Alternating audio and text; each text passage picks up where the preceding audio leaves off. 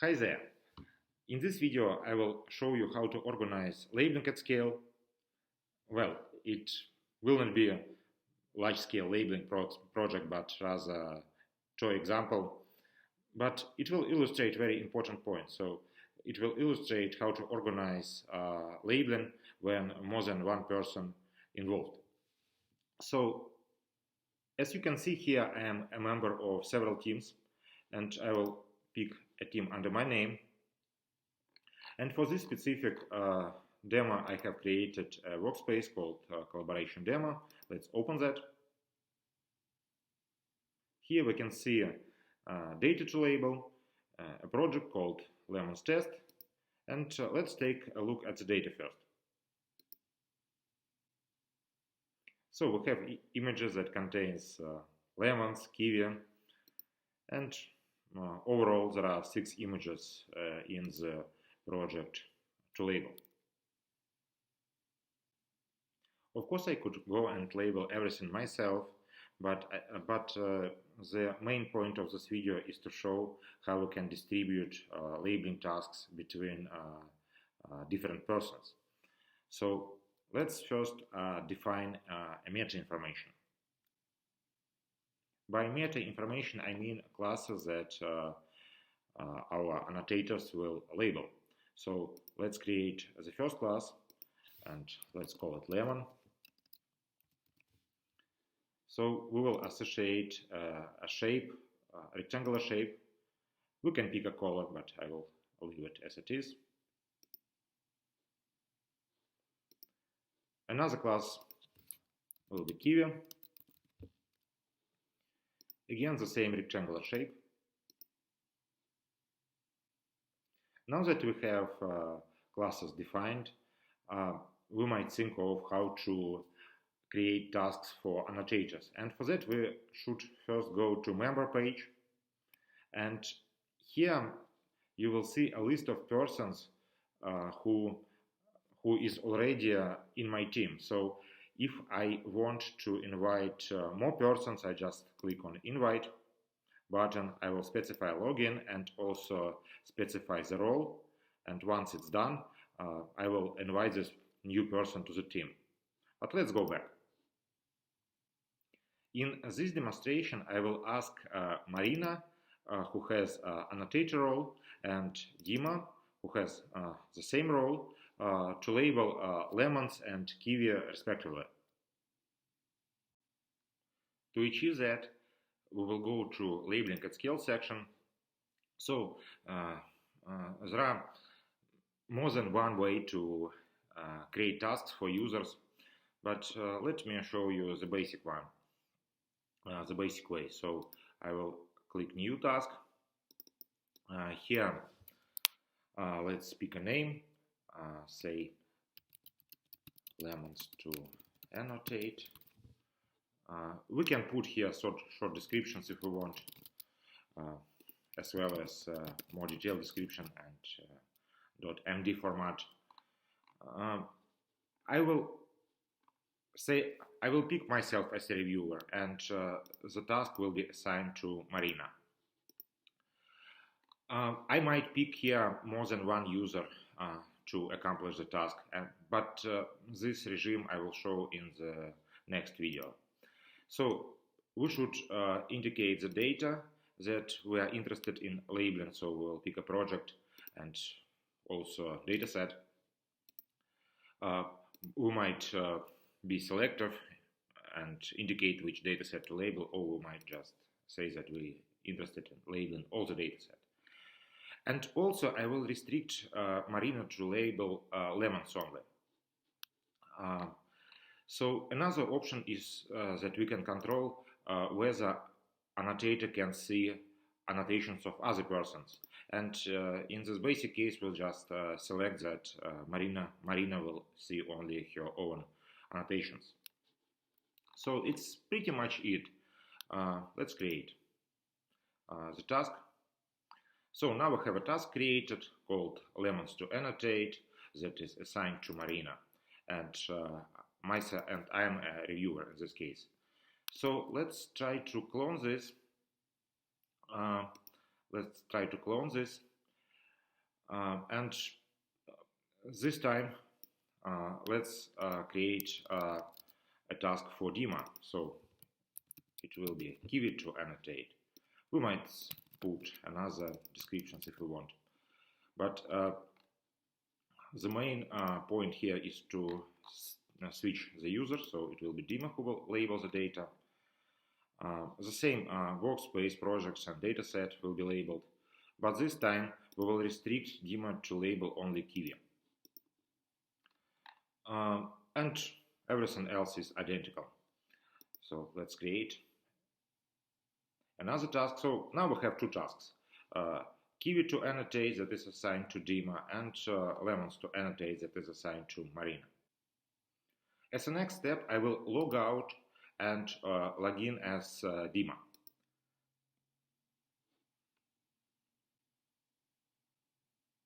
Let's actually start with Marina first. So I will log in as Marina.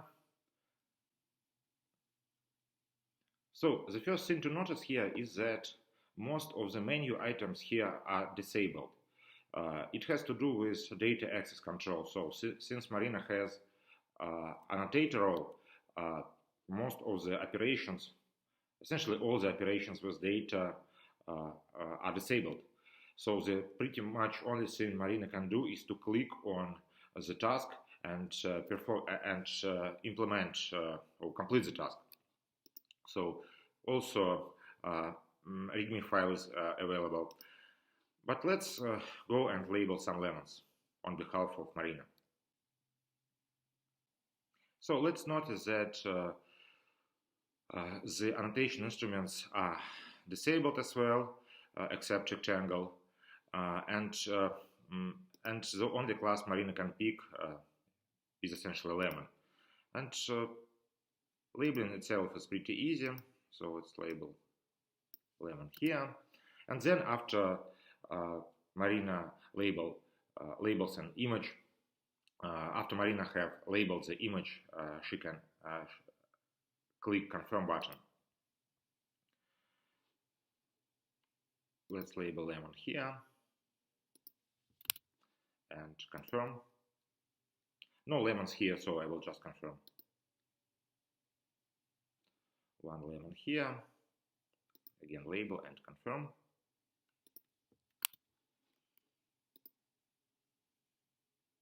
Let's make the annotation imprecise here, so that I can illustrate very important point how to organize communication between reviewers and labelers.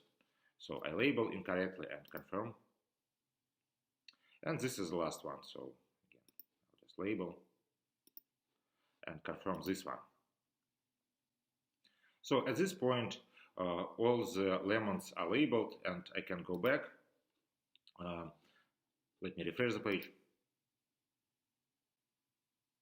So you see that 6 out of 6 images are labeled and I can submit. Next, I will log out and log in as Dima and label a couple of images. So Dima.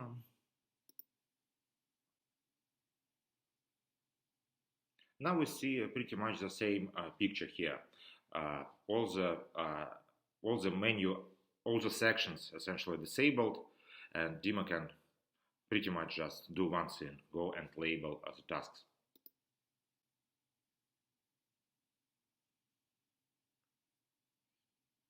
So Dima can only label kiwi class, and create class option is not available, and I will try to label kiwi as quickly as I can.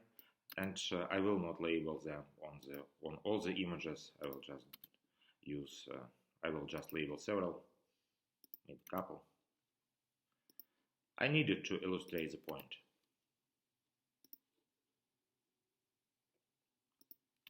So I am almost done here. So after Dima have labeled all the kiwi, he confirms. No kiwi here, confirm. So let's stop here, and we see that Dima has labeled 2 of 6 images and let's just submit. So now that two labelers completed the task and submitted them, let's go back to my account and see the result.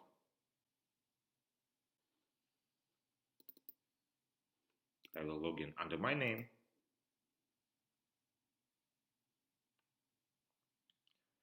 So let's first take a look at the aggregation. So we just go and open the project and see how annotations looks like.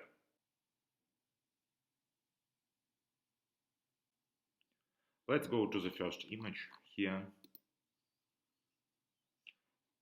So you can see that lemons and kiwi are annotated and the annotations are aggregated.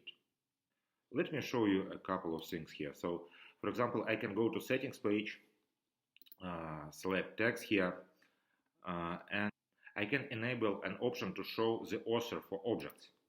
So like this. And if I click text, I will see that kiwis are labeled by Dima and lemons are labeled by Marina. I might be more selective here and say add a filter and say that I want to see objects labeled by a particular annotator. Then I might pick an annotator here, let it be Dima. And essentially there is only one image that Dima has labeled. So okay, let's go back and see how we can perform a review process. We'll go to labeling at scale. And now we see the task that we created in another status. The status is on review. So say if we click on the task that Marina was performing,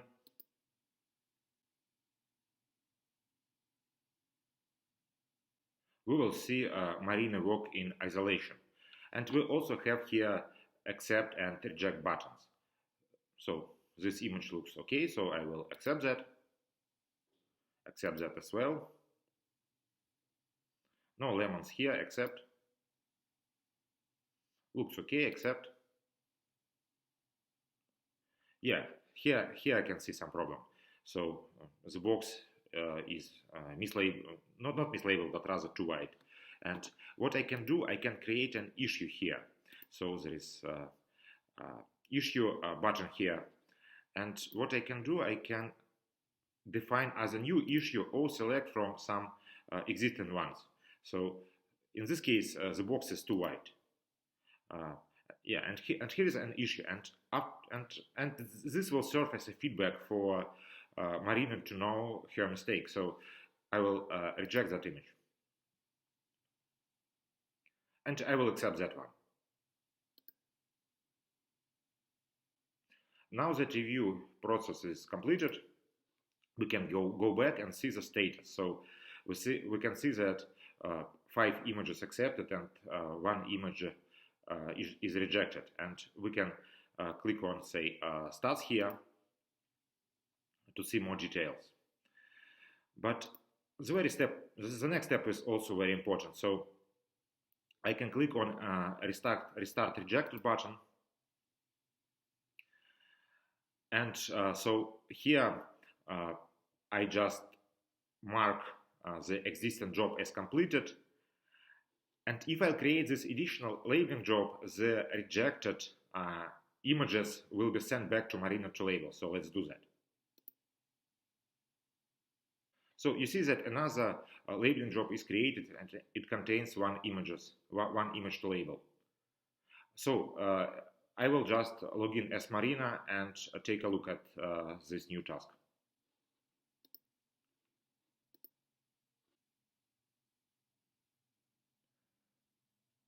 So let's log in as Marina.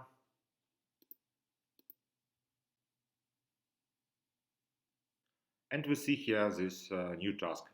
And let's click on that.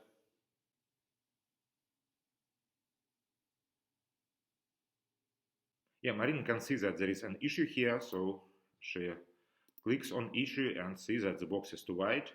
And as a next step, she has to make a correction.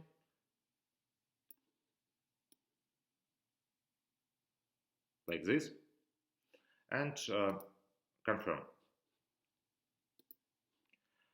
Then she submits. As a final step, I will log in into my account one more time, so I will log out here and log in into my account. Let's go to labeling at scale, and we see that this job that we created for Marina is on has on review status, and let's open that.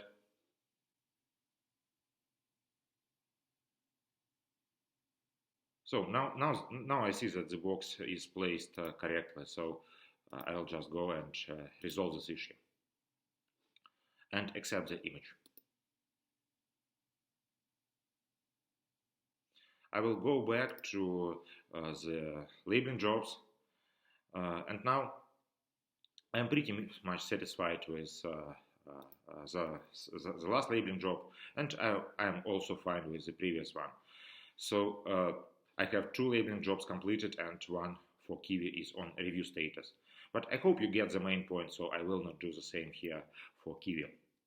Let me show you another point here. So if I go to issues and click on the issue, the boxes to write, items to resolve. So there is the latest issue that was resolved. And I can see the kind of the status. So that was before the review process, and that was after correction. So we can see the visualization. So we can see the mistake, and we see that this mistake is indeed corrected. So I think that's pretty much it for today. So we have covered quite a lot here, and went through the entire labeling process, review process, and demonstrated some interaction within the team between a labeler and reviewer. So thank you for watching, and see you later.